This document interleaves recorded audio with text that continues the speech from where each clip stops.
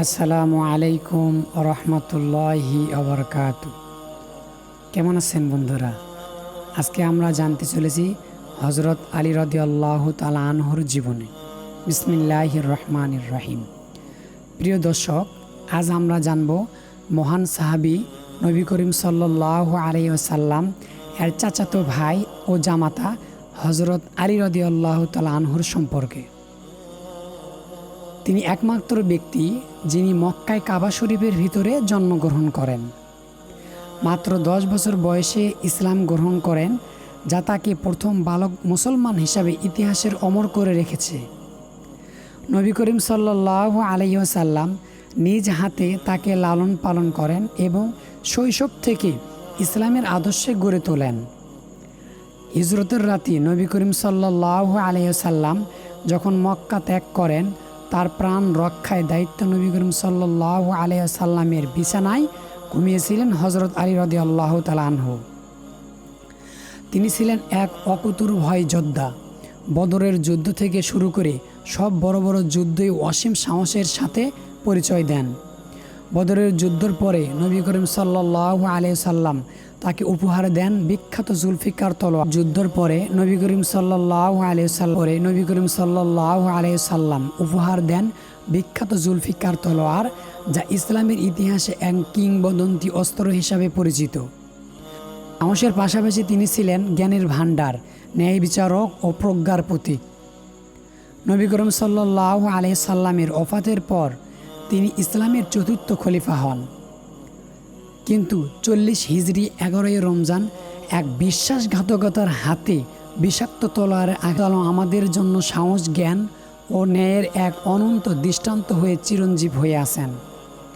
ইতিহাসে যারা সর্বাধিক সম্মানিত সাহাবের মধ্যে ছিলেন একজন হজরত আলী রাদিয়াল্লাহু তাআলা আনহু। তিনি ছিলেন নবী করিম সাল্লাল্লাহু আলাইহি ওয়াসাল্লামের চাচাতো ভাই, জামাতা, সাহাবী, খলিফা এবং এক কথা ইসলামের সিংহ। শৈশব ও ইসলাম গ্রহণ। হজরত আলী রাদিয়াল্লাহু তাআলা আনহু জন্মগ্রহণ করেন ইসলাম গ্রহণ।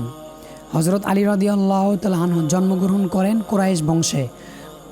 হজরত আলী রাদিয়াল্লাহু তাআলা আনহু জন্মগ্রহণ করেন কুরাইশ বংশে হজরত আবু তালেবের পরিবারে। মাত্র 10 বছর বয়সে ইসলাম গ্রহণ করেন। তিনি ছিলেন প্রথম শিশু যিনি ইসলাম গ্রহণ করেন। ছোটবেলা থেকে রাসূল সাল্লাল্লাহু আলাইহি ওয়াসাল্লামের কাছে এবং তার নিকটে থাকতেন এবং ওঠা বসা করতেন। হজরত আলী রাদিয়াল্লাহু তাআলা আনহুর জীবন ও ঘনিষ্ঠতা।